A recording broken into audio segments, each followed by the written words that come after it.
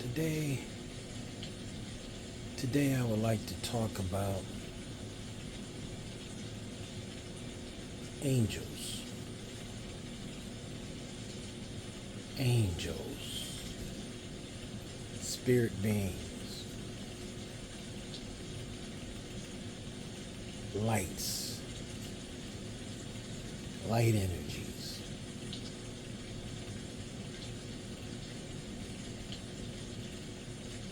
Whatever you want to call them. I call them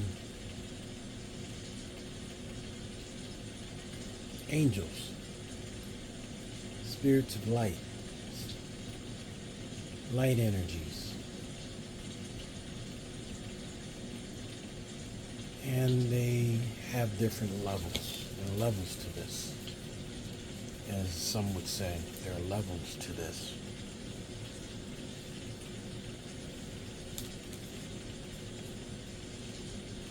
I can remember nearly drowning. And the story goes like this. I used to be in the Boy Scouts,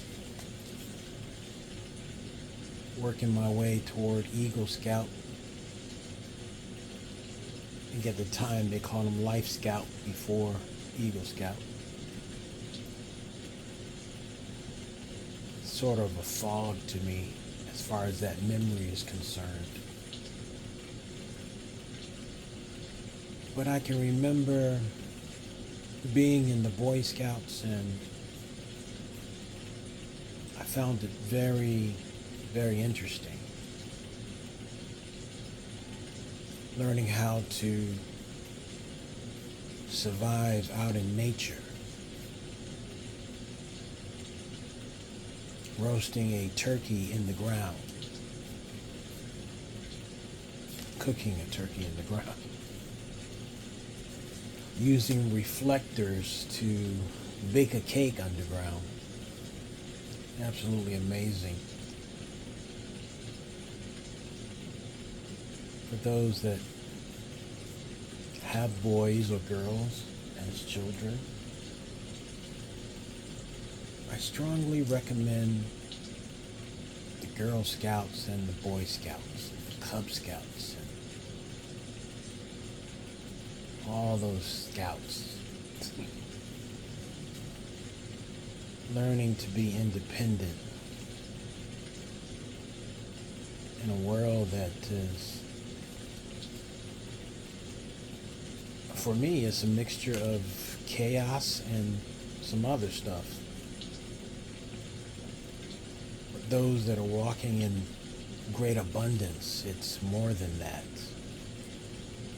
Well, they're having the best time of their lives, and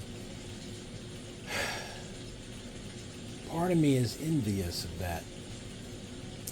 And I want to play too. I want to have fun too. And I read somewhere that as a man speaks, so he is. You shall have what you speak.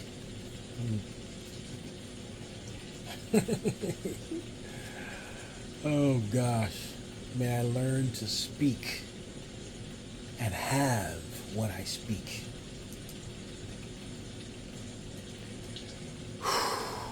May I learn to speak and have what I speak. I'm working on that. I'm working on that.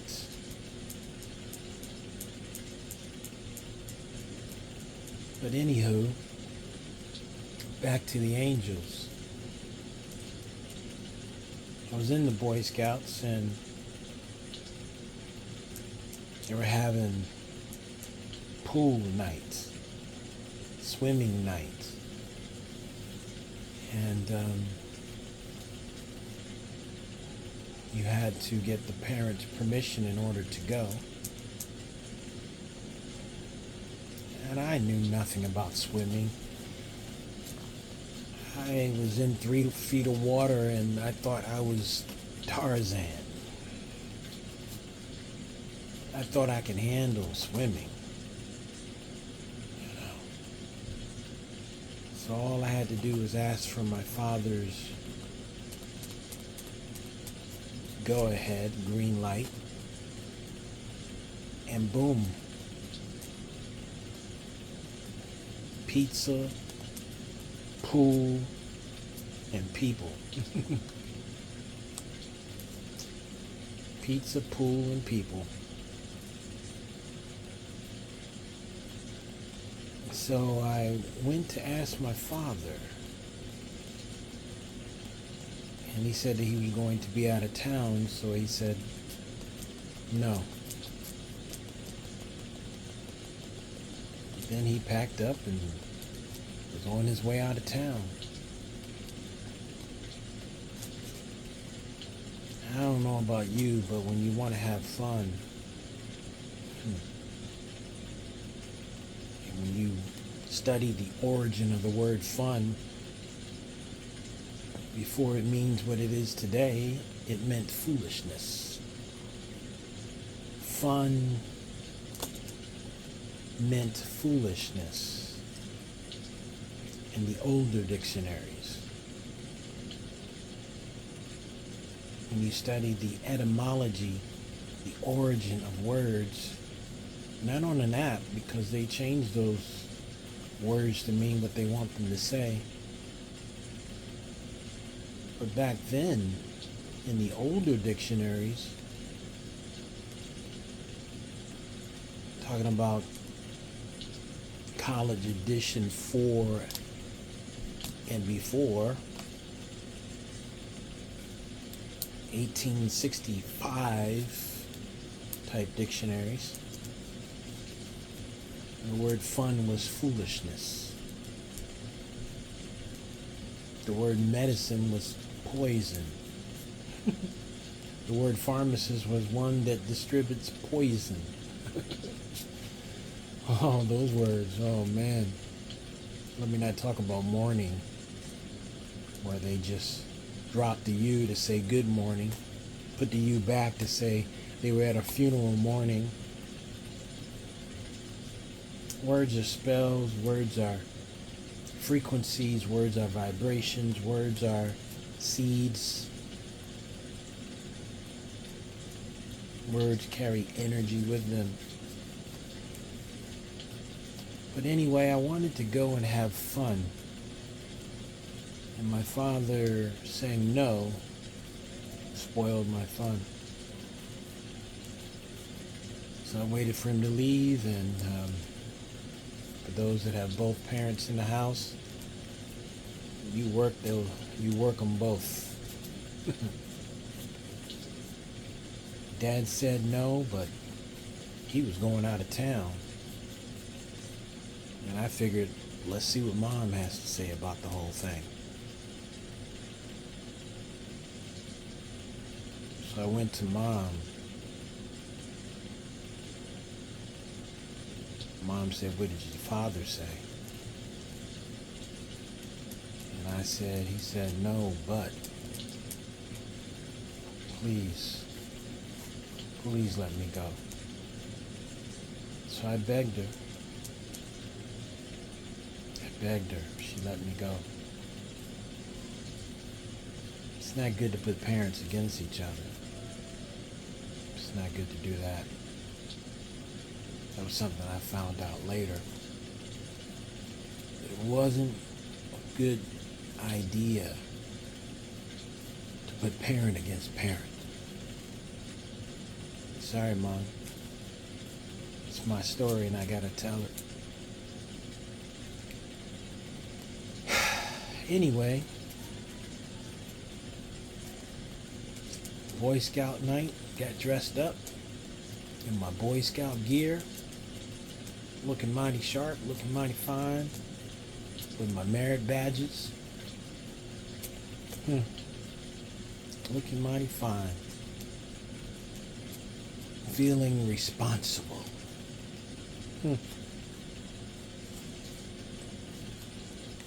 So I'm playing around in 3 feet of water, having a time of my life.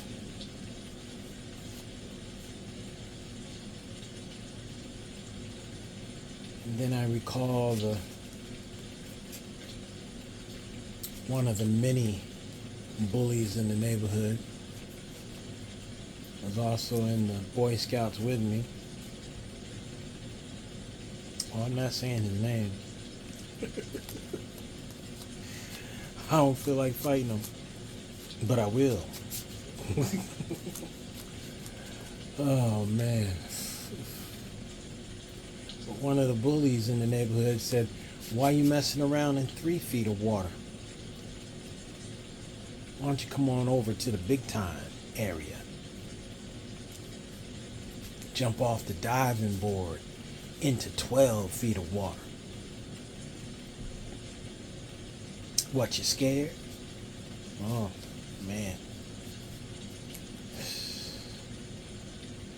Spent my school days proving to the bullies in the neighborhood I wasn't scared.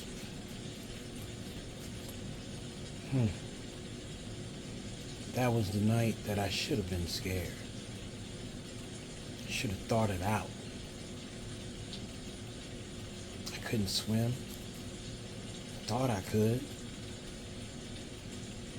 If I got into trouble in 3 feet, all I had to do was just stand up. Boom, done deal. But I had to go ahead and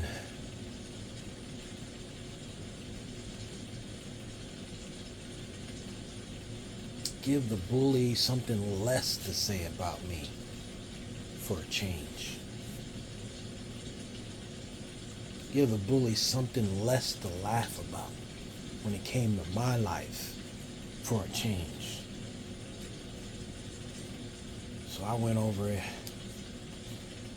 walked around the pool to the 12 feet. And I could swear that I smelled more chlorine near the 12 feet than I could ever smell near the 3 feet or the 4 feet. That was as far as I was willing to go. But the peer pressure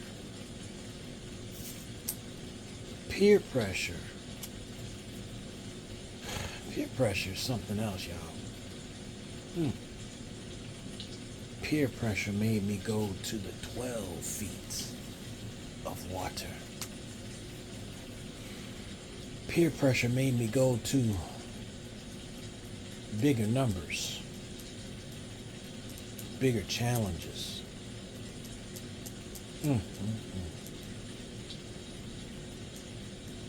Oh, and the energy on that side was terrible.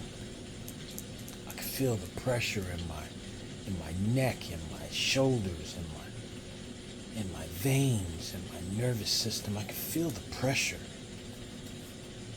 But I was willing to ignore the pressure just to show the bully one more time. Oh, just one more time.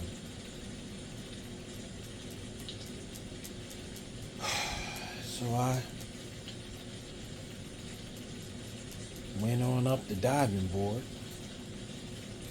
Went on up to the diving board area. Walked out on the diving board and saw how bouncy it was. Oh my goodness. Felt like the damn thing was loose. Oh man. I was so afraid. But it was too late to go back.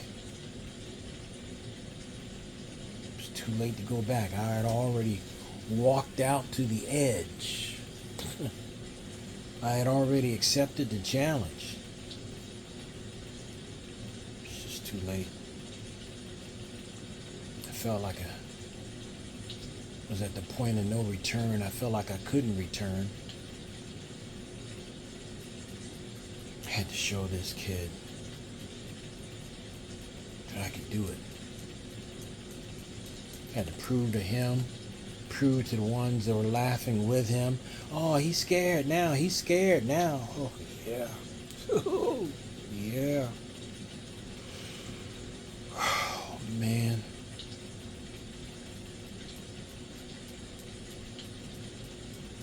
I tell you, I went ahead, breathed in,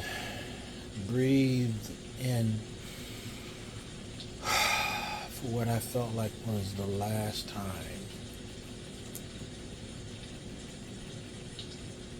And I stepped off the diving board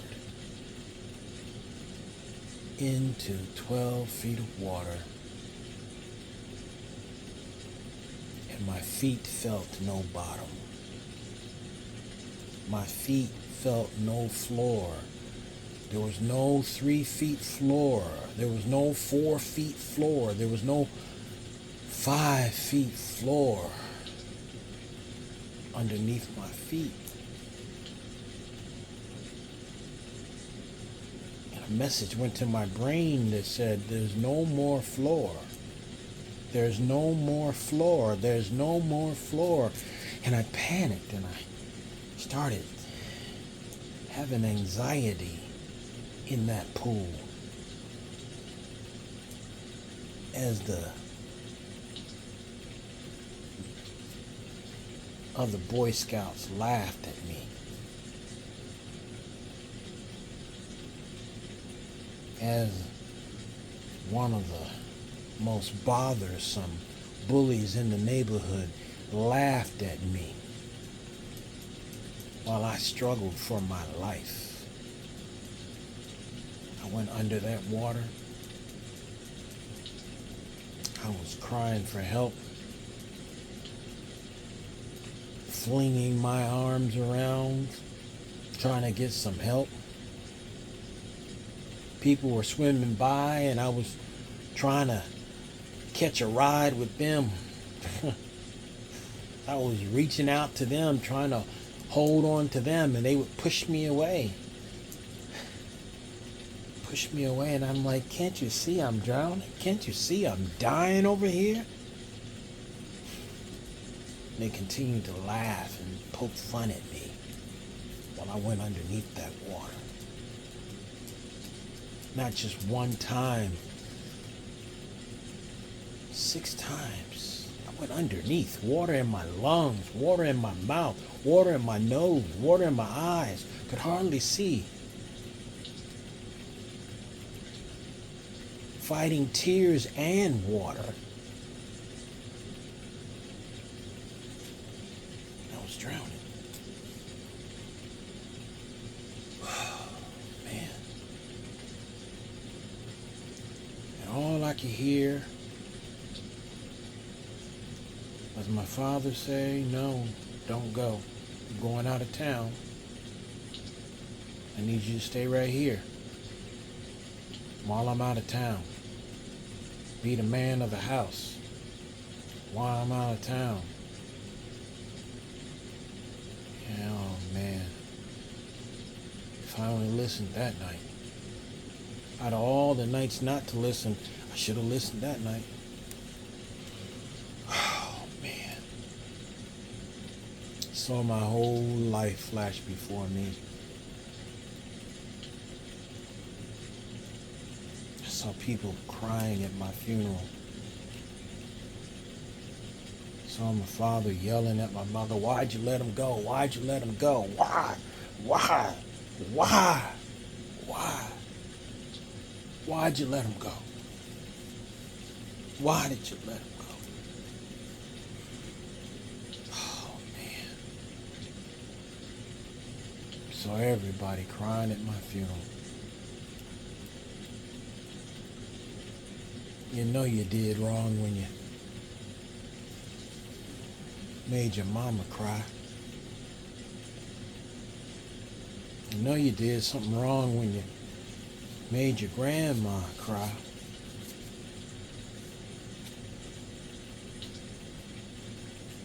You really know you did something wrong when you make your father cry. Here I am crying as my life flashed before my eyes, and I'm looking at the neighborhood, one of the neighborhood bullies, pointing at me and laughing. Instead of getting me help, pointing at my ass and laughing.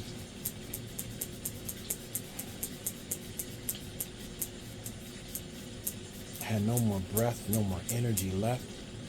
All this fighting in the water to survive made me weaker and weaker and weaker and fucking weaker.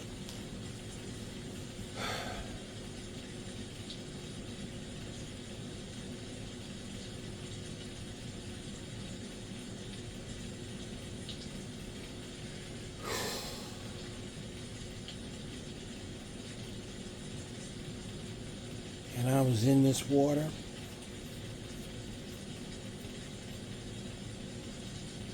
And I could hear a voice say to me, "Oh, don't give up." I was looking at my life saying, damn, I didn't get a chance to live. I didn't get a chance to do nothing.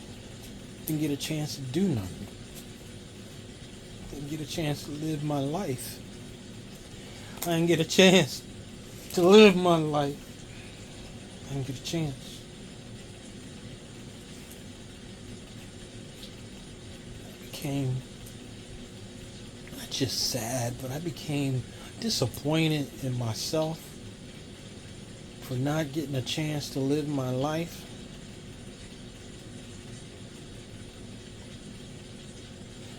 What is it to be born just to die? What is it to be born and not live out your years?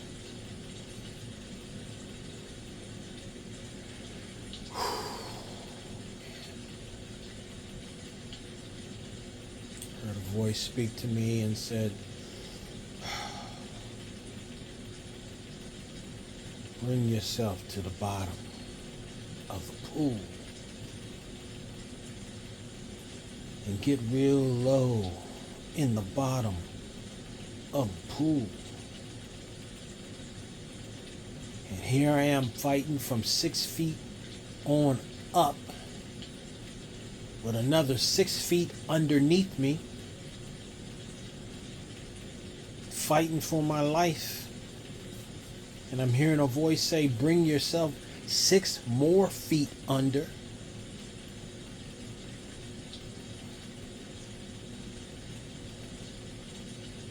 Bring yourself to the bottom of the pool and get as low as you can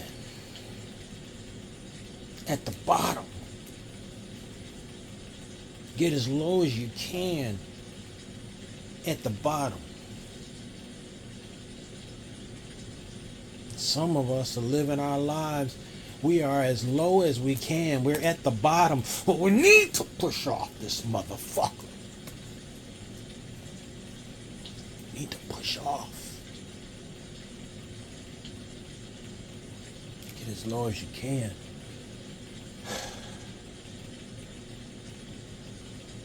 And push off the bottom.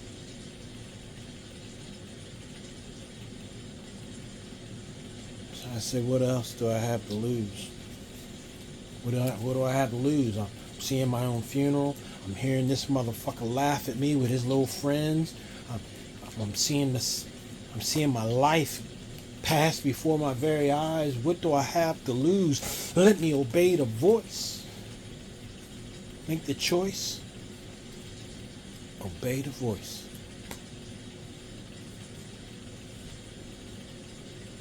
So I brought myself. I forced myself. No air left in my lungs. I forced myself with water filling up in my stomach. I forced myself with water in my eyes, my nose, every opening. I forced myself.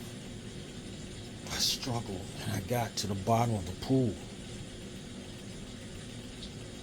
To this day, I get in the pool at the YMCA, and I don't even know how I made it to the bottom of the pool. How did I struggle to get to the bottom of the pool? How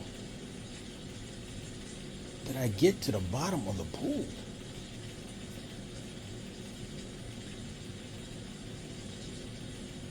You gotta do some work to get to the bottom of the pool. You gotta do some work to get to the bottom of the pool.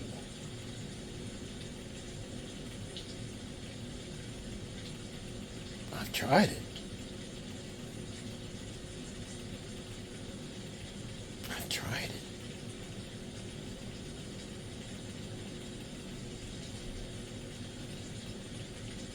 So I got to the bottom of the pool and I got low. And I squatted down and I pushed with everything in me. I pushed, and I swam. I paddled my feet, and I struggled. I pushed forward. I paddled my feet. I kicked my feet. I kicked my feet. And I can see the light at the top of the pool getting closer and closer. Closer and closer. I kicked my feet until I broke through the water. And I breathed in. And I said, with all my might, I said, help me. Help me. With all my might. And this lady came. She put her arms around me. She rescued me. Took me to the edge of the pool. Pulled me out of the water.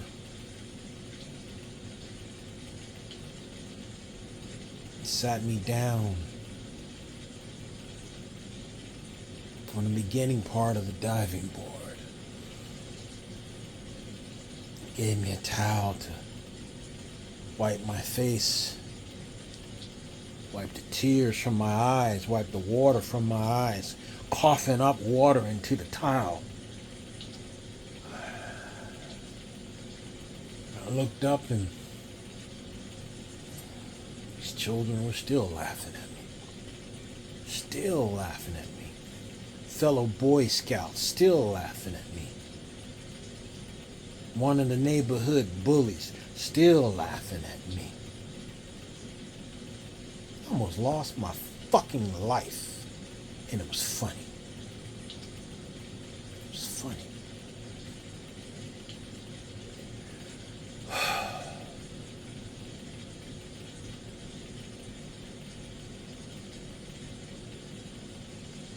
In the midst of all that happening,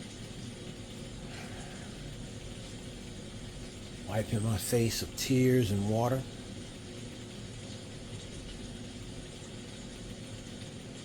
I said, let me not forget my manners. Let me thank the kind lady for saving my life.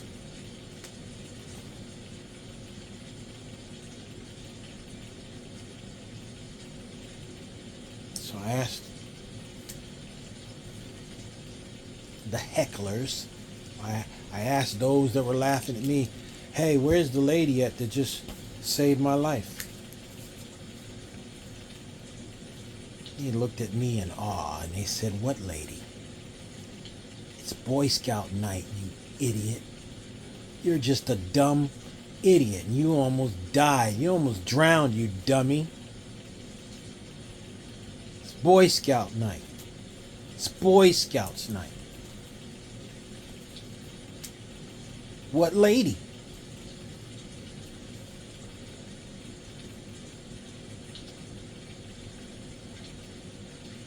Mocking me, they said, where's the lady at? Where's the lady at?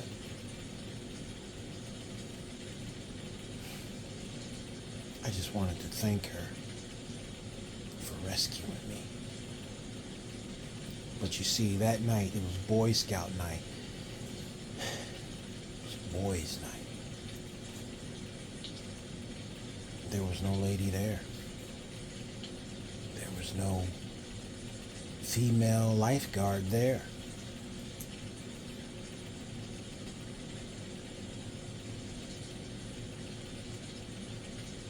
Nothing there but the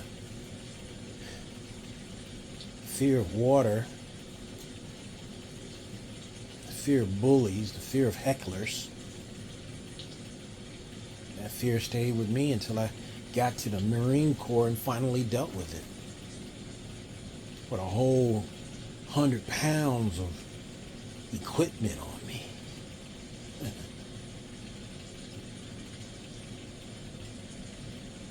Had to learn how to make everything float.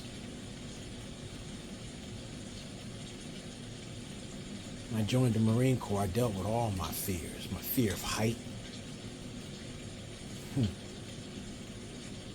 Fear of water. Swimming in it.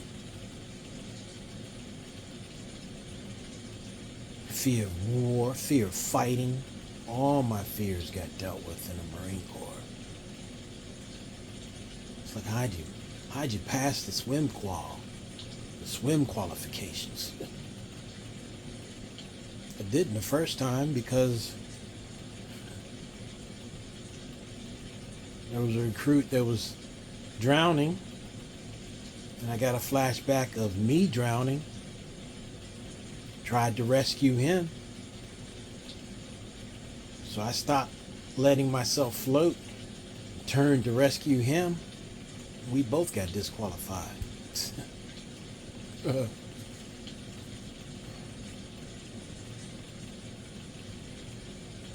But there was no woman that night.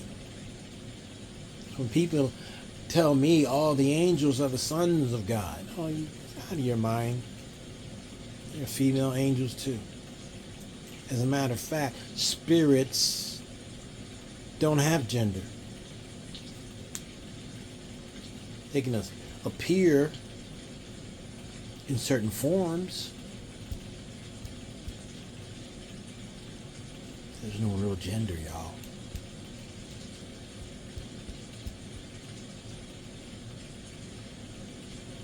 And that night, the whole sons of God, angels being the sons of God, was debunked that night.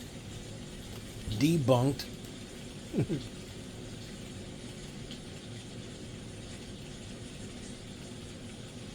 I searched for her,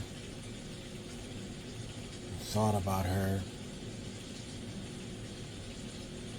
all throughout my time in the Boy Scouts.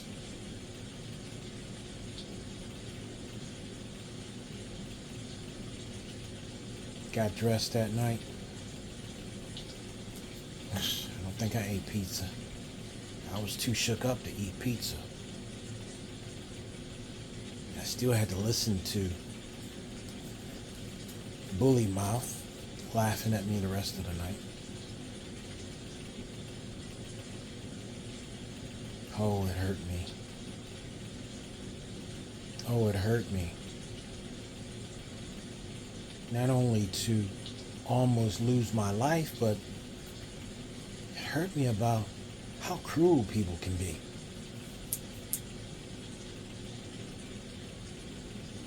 What a cruel world. What a cruel, selfish, bullyish world that we live in from time to time. Those that aren't on my level don't know what the hell I'm talking about. Since my youth, I've struggled. Since my youth, I've had great challenges.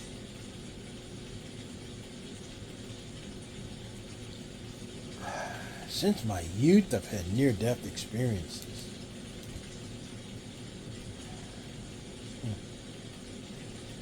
And people dare to say, oh, the negative stuff that you go through is just an illusion. Motherfuckers. Just an illusion. Really.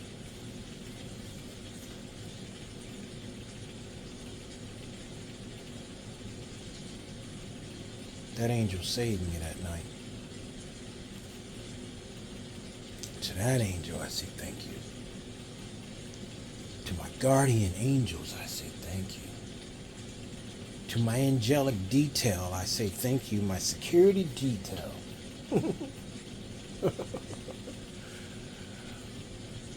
You know, we have security details that look over us, look after us, take care of us. When it's not our time to go, it's not our time to go. They look out for us. What a task. What a job they have. To my spirit guides, I say to you, I love you and I thank you for taking care of me. Thank you for being there for me when no one else was available. And that's just one situation.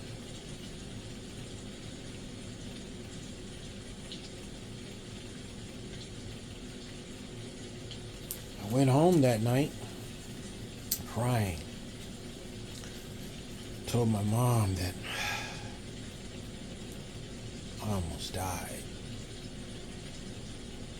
Oh man. She was hurt because she allowed me to go.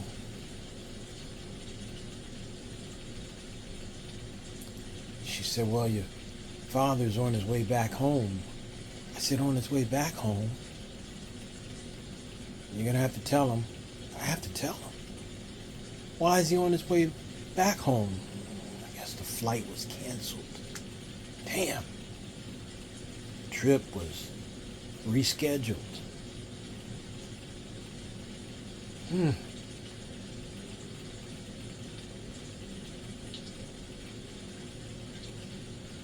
I had to go and tell my father that after he left, I went to Mom and asked her if she could let me go. And I almost died. I started drowning. One of the bullies in the neighborhood laughed at me. I remember my father saying, well, the first thing you need to do is you need to thank God. You need to thank the Creator for sparing your life, for saving you, for allowing you to be rescued.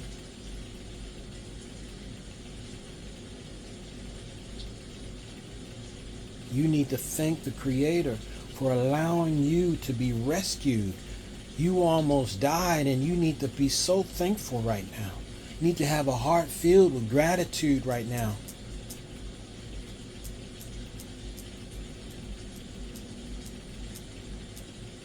And I tell you, I don't know about you, but I'll never forget the days that I prayed with tears in my eyes, that I prayed and really, really prayed to my Creator, to my God. And I was emotional about it.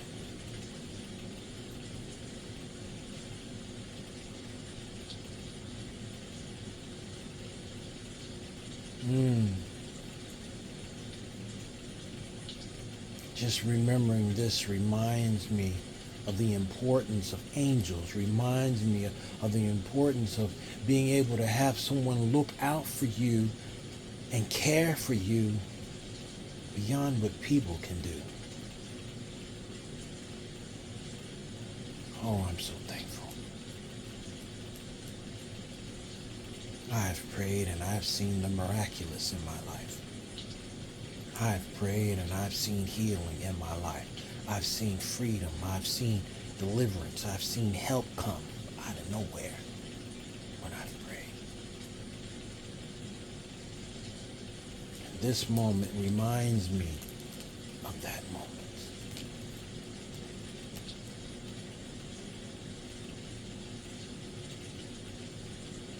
Angels, I need you to help me. Angels, I need you. Guardian angels, I need you.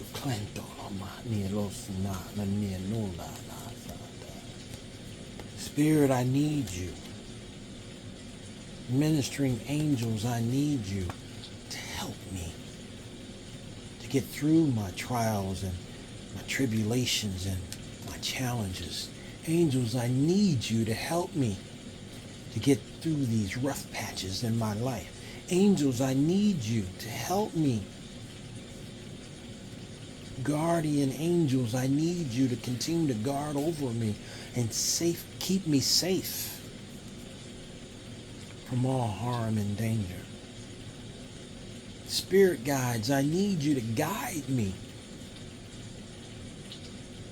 Go and get what belongs to me. I've struggled long enough. I want to help people now. I want to help myself now. I want to do more than just survive. I want to thrive. I want to know what it is to thrive.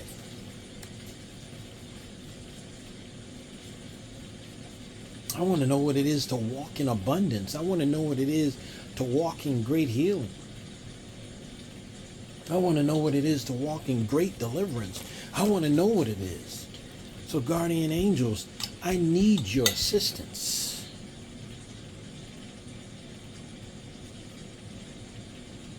I too shall walk in wealth. I too shall walk in abundance. I too shall have the things that I need in my life. I too shall have it. I too shall have it.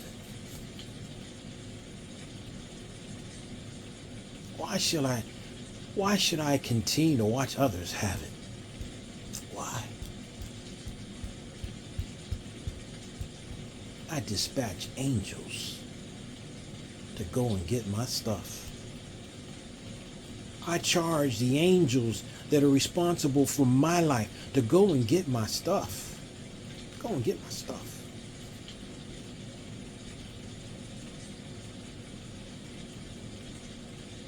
Oh, I need that joy to fill my life. Because I'm not selfish. I want to use wealth to help other people as well. How about that? Huh? I want to use wealth to help others to thrive. How about that?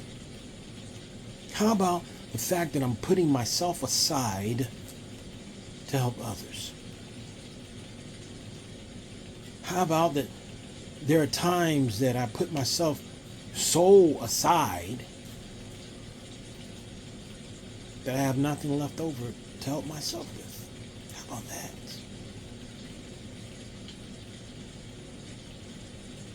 So, Creator, you see that. Are you just waiting for me to ask for help? Well, then so be it. I ask for this help. Come forth, angels.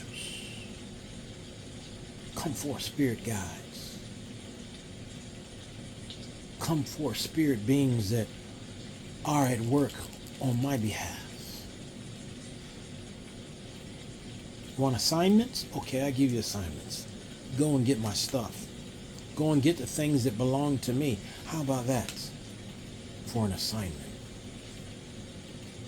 Go and get what is mine. Go and get the wealth. Go and get the health. Go and get the abundance. Go and get the spiritual insurance that I need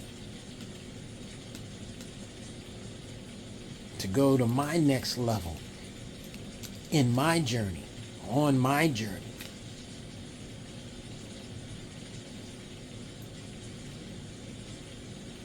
Because my levels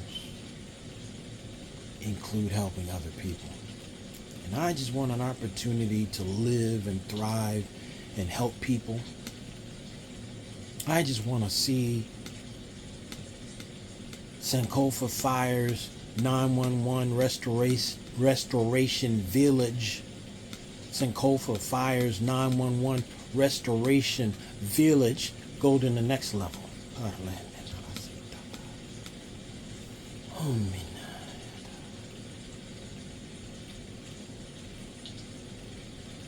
And there have been other times that angels have come to my rescue.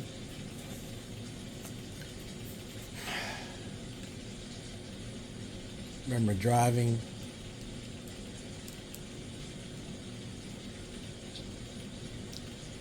from Lima, New York. It's like, where's Lima? Lima is a little bit outside Rochester, New York, about 45 minutes from Rochester, 40 give or take, depending on traffic. And you go 15 north, straight up, boom, you'll get it. I was in Bible college. Yep. During the time where I loved the stories in the Bible that talked about angels and them appearing and saying, "Fear not," as their intro. When you see spirit beings for the first time, it can shake you up. It can shake you up. Cause you to lose your breath. So they have the intro of fear not when they connect with you.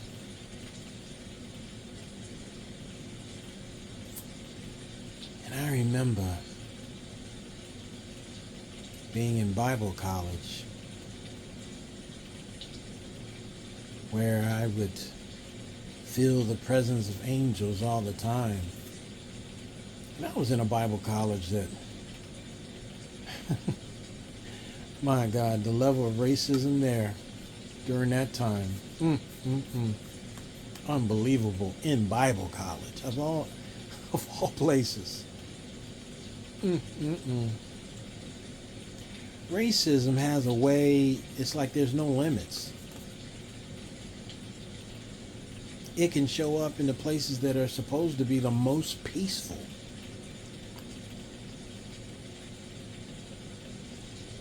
But I had to deal with racism in Bible college.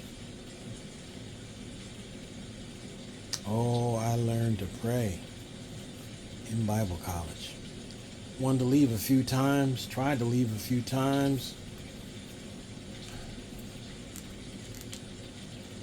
Father had to keep encouraging me to stay. I didn't want to stay. It's like, just push forward, push forward. I said, but they're racist here. They're so racist here in Bible college, man. Push forward. I would cry on the phone. My dad would just tell me to push forward. Push forward. I was like, look, just give me a plane ticket and I'll push forward when I get home. Push forward. Persevere.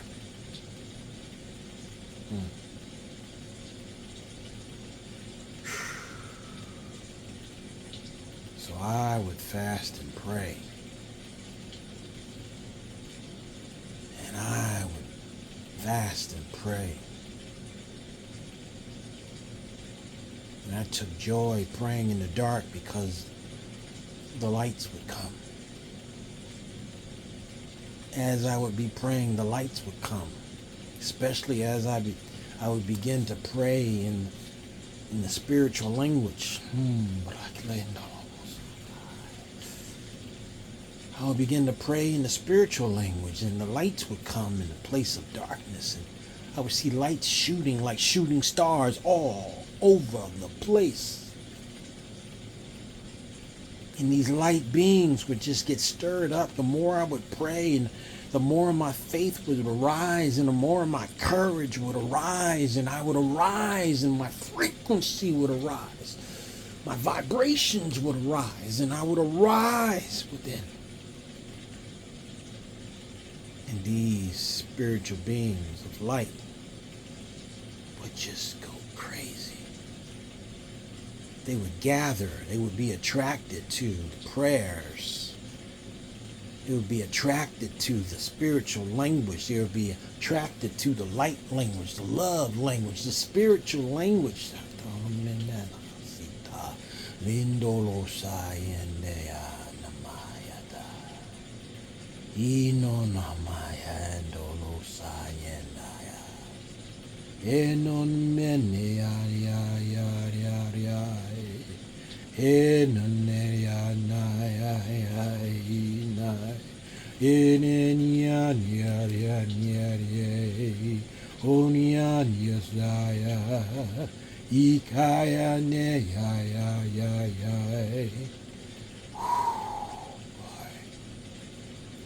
You'd be attracted to that language, and they would come,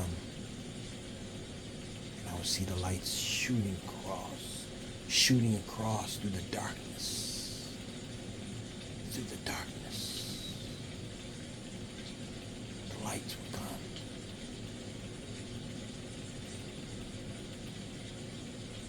So I could feel the presence of angels round about me.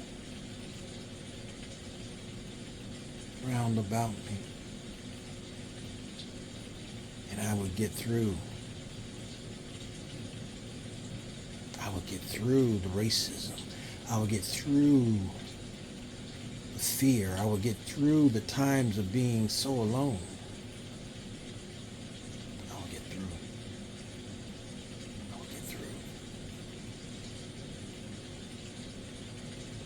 But I had to reach deep in order to get through.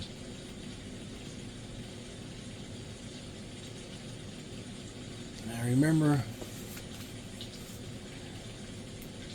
a buddy of mine, he didn't rent a car, he had a car.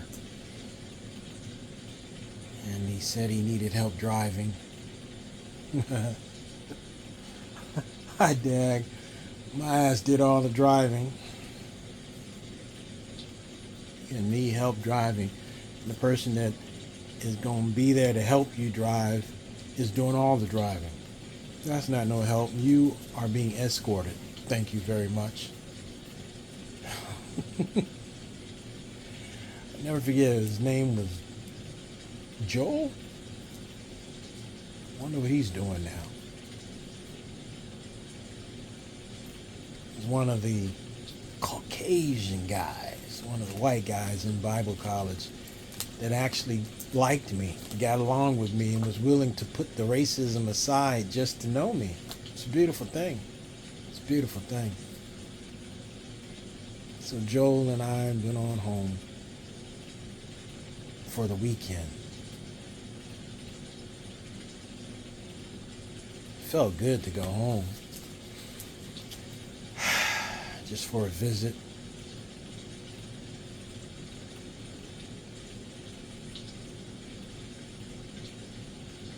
I remember while I was home,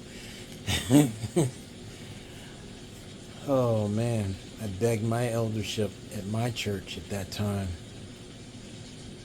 Oh, I don't want to be there. They said, but you're a pioneer, you have to be there.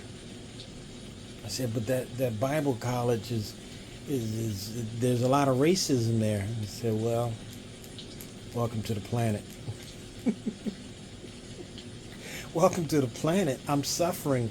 They're singing songs like Swing Low, Sweet Chariot in class. These are Bible students. These are our future Christian leaders. Oh my gosh. God. Filled with racism. And the whole leadership was like, Curtis, we need you to stay. Stay and see what the Creator will do if you stay.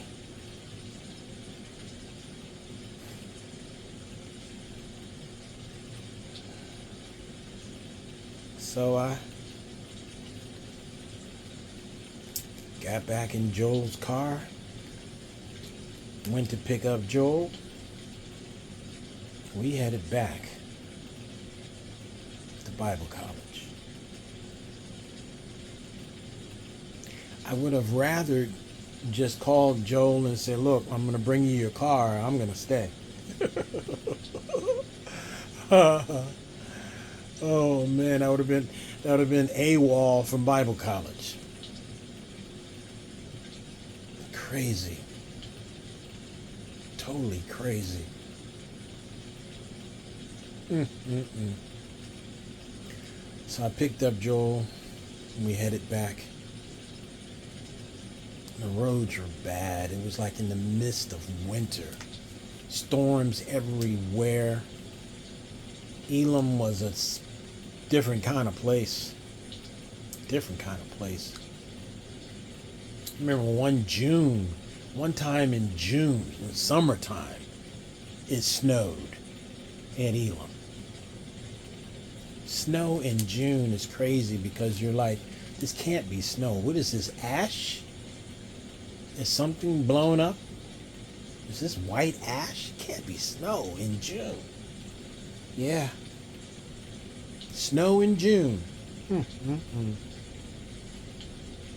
This place was 2 hours outside of Canada, and it didn't have a problem snowing in June.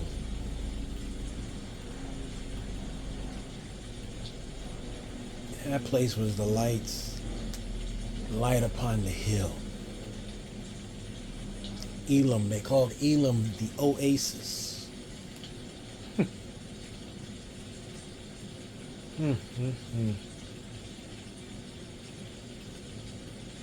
That place was tough for me. It was my first time away from home. It was tough, but it charged me. Being in a tough place charged me, especially when I was aware that I had angels, that I had spirit guides, that I had lights of action on my side.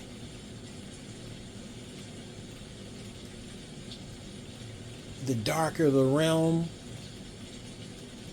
the brighter the lights. I remember one time I was going in so deep in my language of prayer, going in so deep. In my communication of the unknown language, that these lights were so dynamic that I could feel one of the lights come toward me and then go through me, and it knocked me on the ground. Boom! I fell to the ground, head first, but felt nothing. It's like I'm always collapsing and falling to the ground. I fell to the ground head first. The power shot through me. This being shot through my flesh, shot through my soul and spirit. I landed on the ground.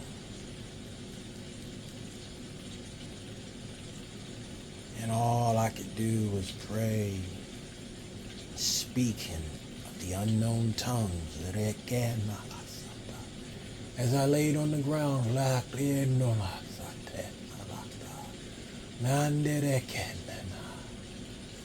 oh, I felt the energy. I felt supercharged. I felt electrified as I laid there.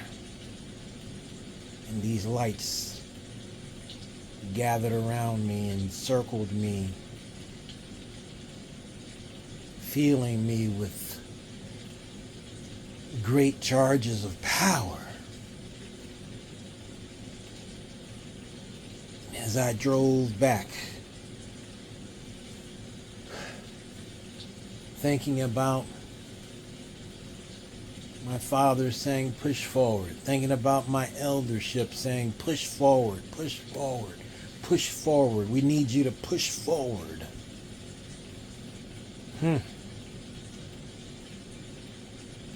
I was driving.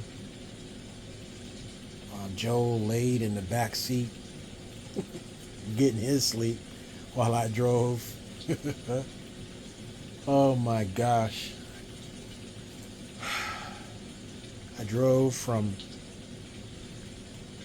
Washington, D.C. all the way up to Rochester area. It's like a 12-hour trip. In the snow, in the winter time, made it go from 12 hours to about maybe 14 hours. Damn. But I drove and I drove and I drove and I drove non-stop. I don't even remember stopping for anything. I drove and I drove and I drove in the midst of a snowstorm.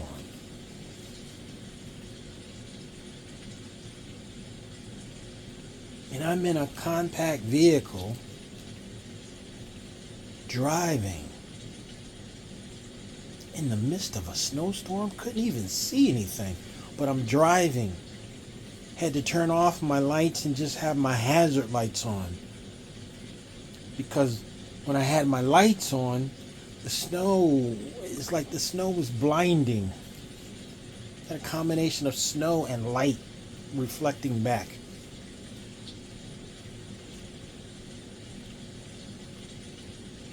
It's crazy.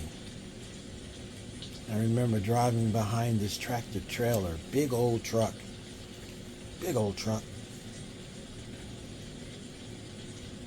Oh man, and I was getting tired. I was starting to doze off.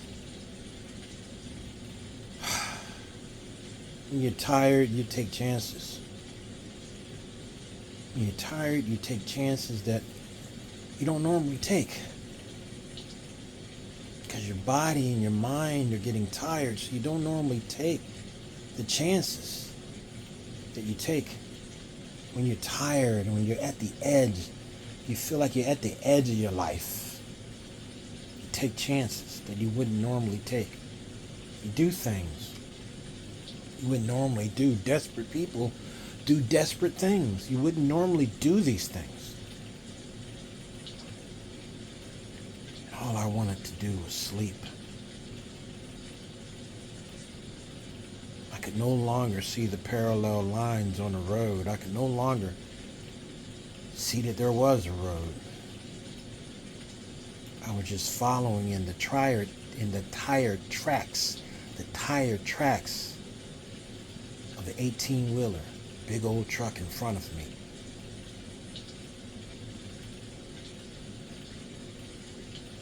And I was dozing off.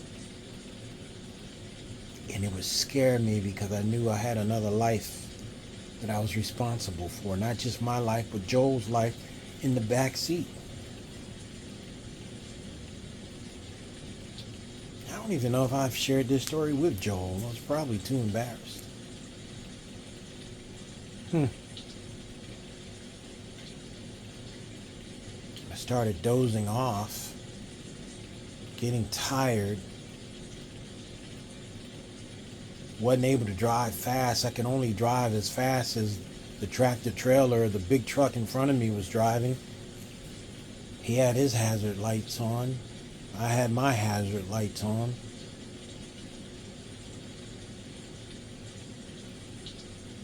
And it was like he was guiding me through the big snowstorm. And as I was dozing off, I looked up, and a sheet of ice came off the roof of the truck in front of me. And that sheet of ice, thick sheet of ice, started sailing toward the windshield. And I just knew that I would be decapitated.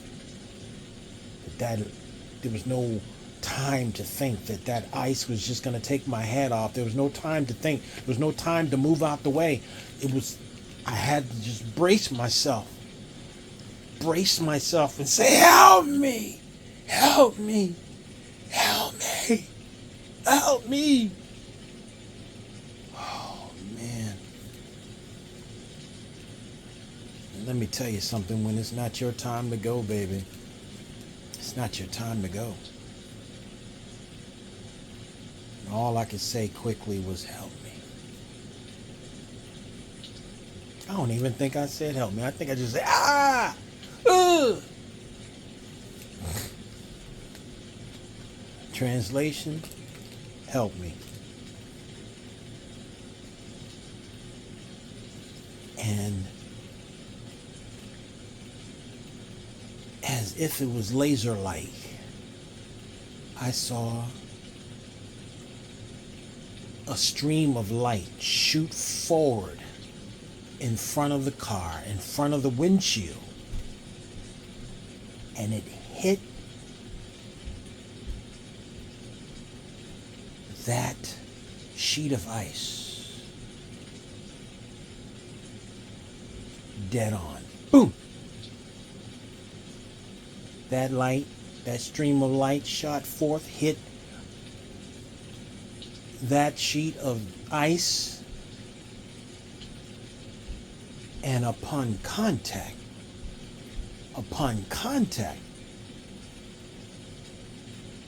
turned it into sprinkles of snow.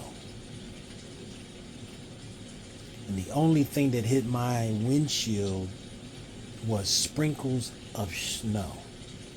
This sheet of ice, this thick sheet of ice, went from the thick sheet of ice to sprinkles of snow hitting my windshield.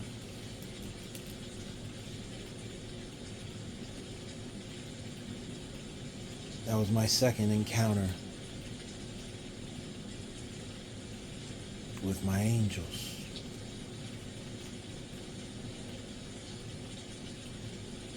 When it's not your time to go, it's not your time to go.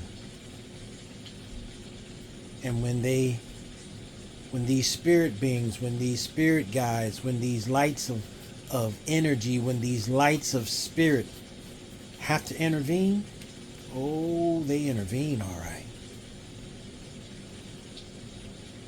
With precision and sharpness that is beyond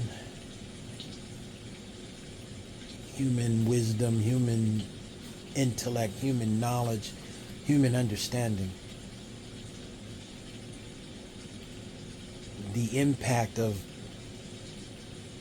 my angel streaming forward, or whatever was used to cause the structure to go from ice to snow again.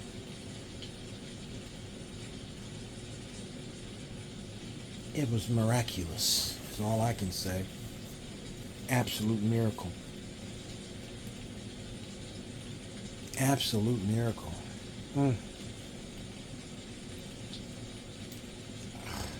I was so shaken. I was so shook up. I spent the rest of that drive praying in the spirit, thanking my angels for taking charge over my life and the life of Joel in the back seat. Thank you, angels. Thank you, thank you, thank you, thank you, thank you, thank you, thank you for my life. Thank you for saving me. Thank you, thank you, thank you, thank you, thank you, thank you, thank you as I drove. Thank you, thank you, thank you, thank you. All the way back to Elam. All the way back to the Rochester, New York area. All the way back. Near-death experiences. I think there are levels to the near-death experiences. See your life flash before you. You see that light. Levels. There are levels to this.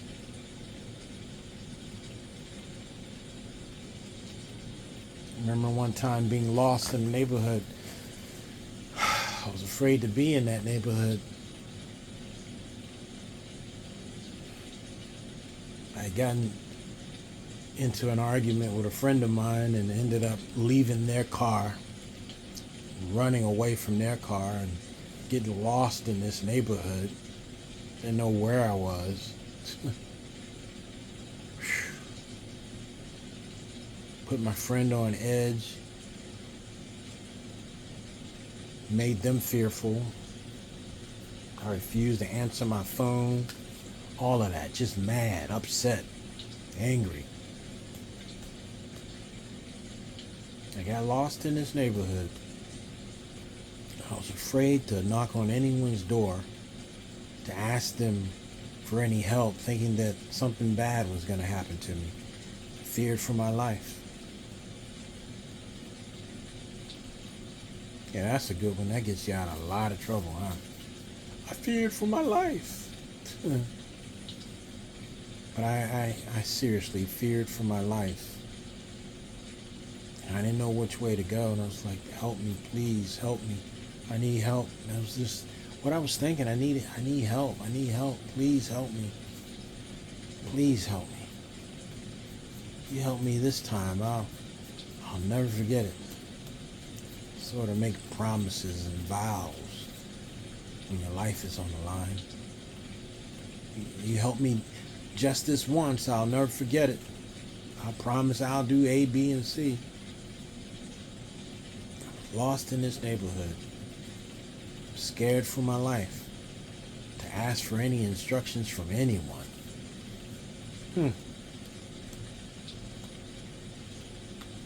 It's hard being a person of color in the wrong neighborhood.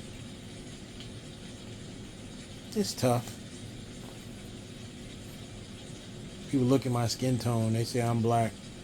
Let me tell you something, I'm indigenous American, baby. American, and the real American Indian. Well, you're gonna start some problems, yeah. It is what it is. You wonder what's in my blood, right? Creek Nation. Creek, C-R-E-E-K Nation is in my blood.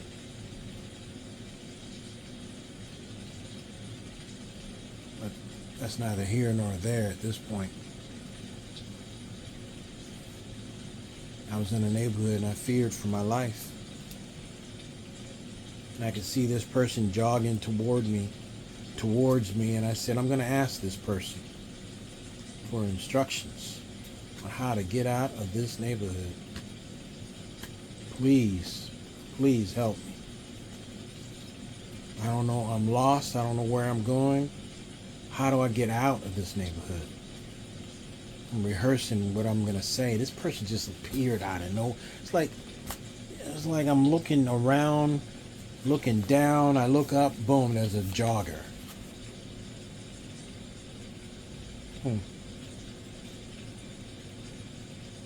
Be careful how you treat strangers unaware. It could be angels. Unaware. It could be angels. You could be visiting with an angel and not even know it. Person came close to me. I said, excuse me, please. I'm lost. How do I get out of this neighborhood? I just want to get out of this neighborhood. And they say, yeah, just continue walking the direction that you're walking. Make a right, and then make another right. Boom, you're out. I said, okay, cool. That's a bet. So I start walking, and I turn to thank this person. Gone. Gone. Nowhere to be found. Nowhere. Gone. Just poof, gone.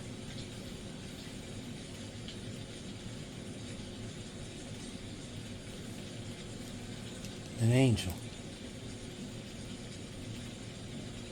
giving me guidance, helping me in my moment of panic and fear.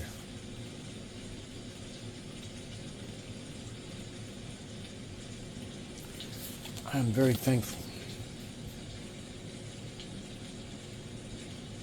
that I don't have to live this life alone. Very thankful that I have spirit guides looking out for me, that I have now put on assignment to help me. Tired of just surviving, it's time to start thriving. So I give them their assignments of get my stuff, get my wealth, get my abundance, send those that belong connected to me. Those that are to be connected to me, send them.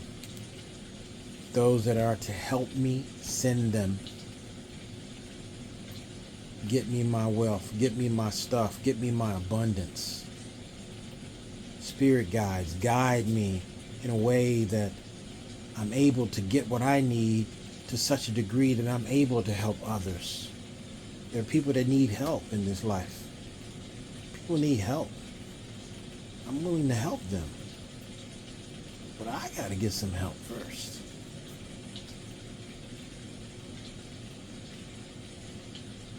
I mean, how does that work?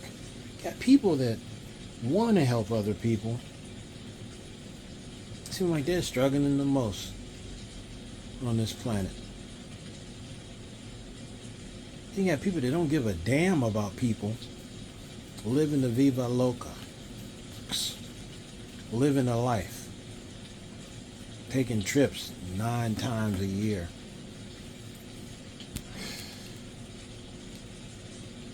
Whatever. Something backwards, something wrong with that picture. Help me so I can help others. Period. Period.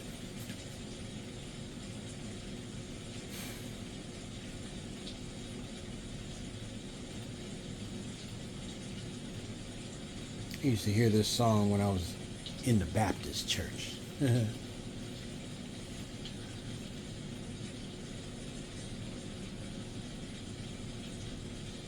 Don't you hear the bells are ringing? Don't you hear the angels singing? There's a... Okay. How did it go? Don't you hear the bells are ringing?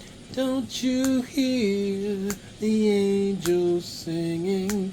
'Tis the glory, hallelujah, jubilee.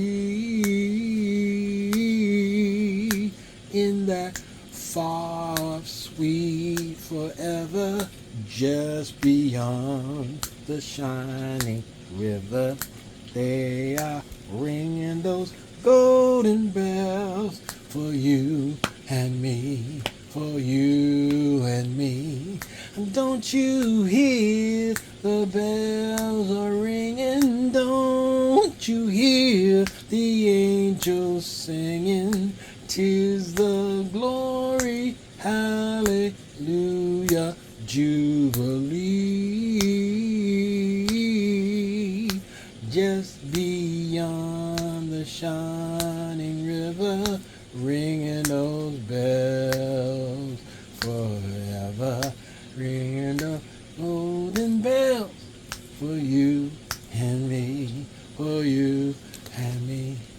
Don't you hear the bells are ringing? Don't you hear the angels singing?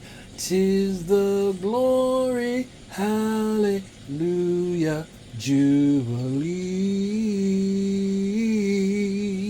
In that far off sweet forever, just beyond the shining river, they are ringing those golden bells for you and me, for you and me. Come on, angels. Let's get some. Let's do this. Help me to do this.